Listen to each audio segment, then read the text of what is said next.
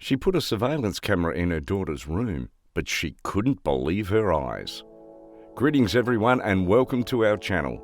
Today we have a new story for you.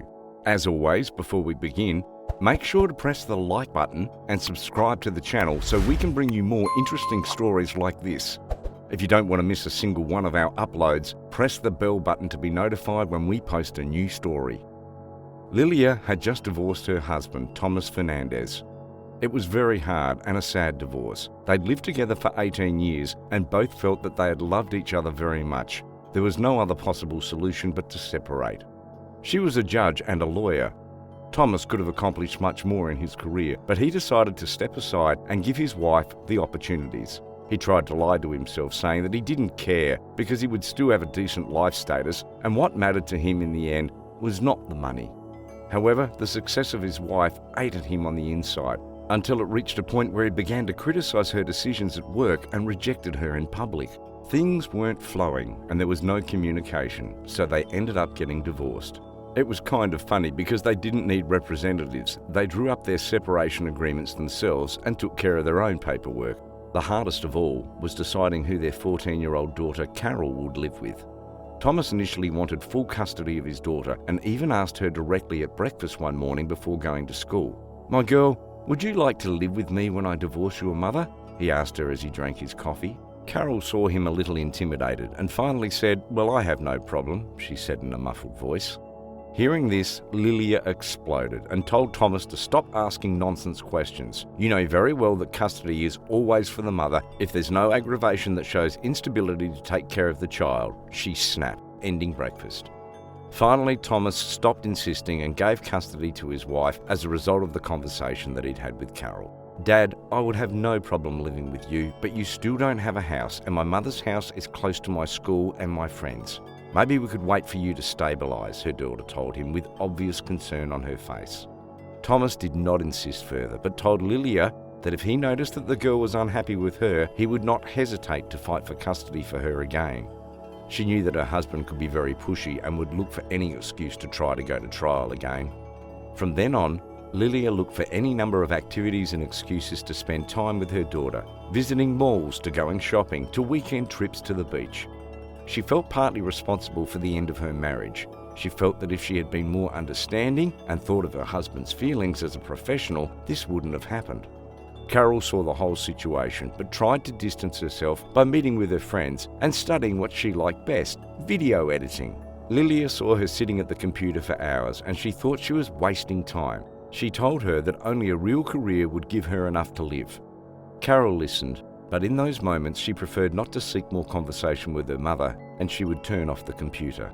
Lilia felt very bad and alone. Her work kept her busy so as not to think about all the sad things that occurred to her around the divorce, but when she got home, she kept thinking and feeling worse and worse. She decided that she couldn't continue like this, so she went to a psychologist specialising in divorce and relationship problems. As she attended her sessions, she felt freer and able to talk with someone who didn't blame her. She simply extended the hand to make her aware of her traps that her mind was making to fall into. Time passed, and Lilia seemed fine. She felt more secure and calm with her decisions, but then something started to happen that set the alarms again. Carol repeatedly came home late, met with her friends almost every weekend, and wasn't enthusiastic about spending time with Lilia or Thomas.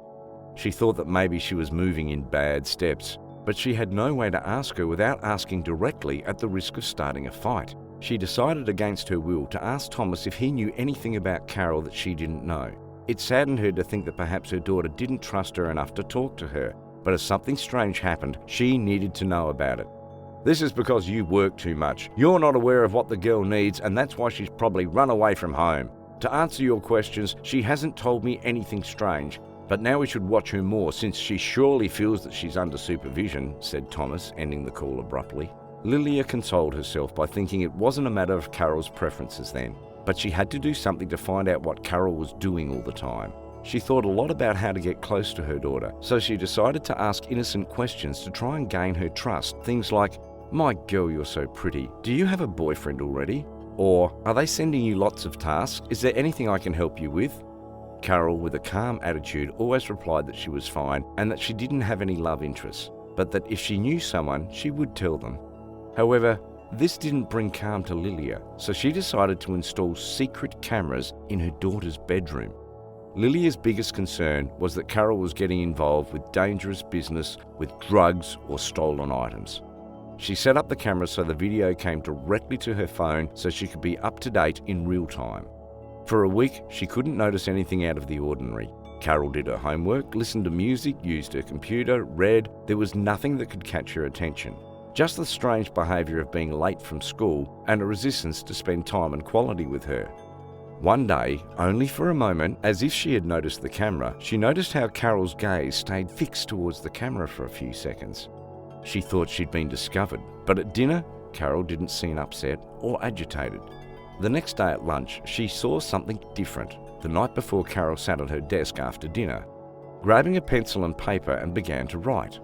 She wrote, erased, thought, and wrote again. Finally, she seemed pleased with her wording. She folded the letter carefully around the corners and moved closer to the front of the camera, picked it up and put the letter under the camera, then got ready to sleep. Lilia came home that afternoon, immediately went to see what Carol had written, since she had eventually realised that she had been spying on her. She took the letter, unfolded it, and read it. "Mum, I know that lately I haven't wanted to be very close to you and that I've been behaving very strange. The truth is that I'm overwhelmed by all the concern that you have lately towards me. You want me to tell you all the details of my life and to tell you if it bothers me, even in the slightest, about anything of you. In addition, you want me always to be happy 24 hours a day, and that's simply impossible. No one can be like that all the time. Still, I owe you an explanation. The reason I'm late and I go to my friends' houses so often is because I enrolled in a professional editing course. I know that you don't see a future for it, but of all the things you ask me every day, you've never been curious about my interests, nor have you ever asked me about the jobs that I can do as an audiovisual editor. But I must also tell you something, and that is that I love you very much, Mum. I don't say it often, but it's true. Lately I've been away because it makes me sad to see you sad without knowing how to help you. But I want you to know, although I also love my dad deeply, I prefer to live with you because you give me the space to be myself, even if you don't like my academic interests. So since you've verified that I'm not a drug dealer, please remove these cameras from my room. I love you very much, and I'm not going to abandon you. With love, Carol." Lilia had tears in her eyes when she finished reading the letter, removed the camera from Carol's room, and made her favourite dessert. When Carol arrived, her mother greeted her with a hug and lots of kisses. She told her that she thanked her for having so much patience with her and that from now on she would no longer be finding out about her life all the time and would wait for her to tell her the important things. They hugged and vowed to be confident enough to tell each other things even when there was too much pressure. This is the end of today's video. What do you think about this story? Let us know in the comments section. Also, don't forget to like and share this video with your friends and family.